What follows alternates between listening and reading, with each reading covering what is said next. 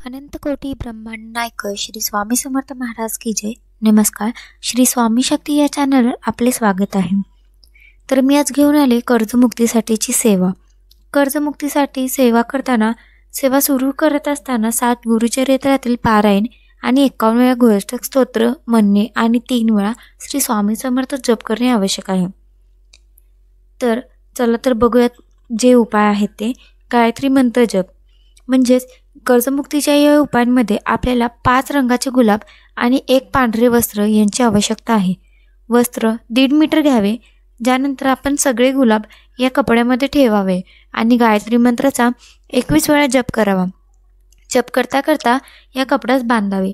जप पूर्ण झाल्यानंतर या कपड्याने बांधलेले गुलाब कोणत्याही नदी किंवा वाहत्या पाण्यामध्ये प्रवाहित करावे। हा उपाय केल्यानंतर काही दिवसातच तुम्हाला तुमच्यावरील कर्ज कमी होताना दिसून येईल। तर ज्या लोकांवर कर्जांचे ओझे अधिक आहे त्यांनी 1 माळ गायत्री मंत्र दररोज करणे फायदेशीर ठरेल। दुसरा उपाय नारळ आणि काळा धागा।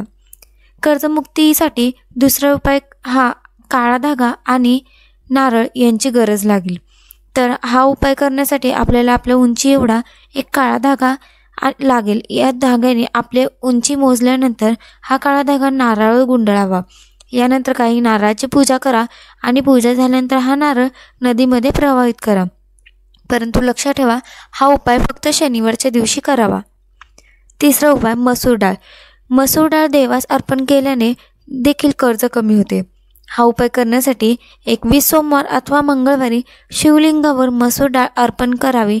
डाळ अर्पण करताना ओम ऋणमुक्तेश्वर महादेवाय नमः या मंत्राचा जप करत राहावे।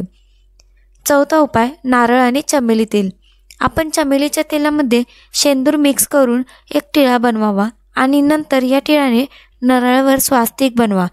त्यानंतर हा नारळ मारुतीला अर्पण करावा। ह्या नारळासोबत मारुतीला नैवेद्य द्यावे आणि सोबत ऋणमोचक मंगलस्तोत्र वाचावे। हा उपाय केल्यावर सुद्धा आपल्याकडे धन येण्यास सुरुवात होईल, ज्यामुळे आपण आपले कर्ज परत करू शकू।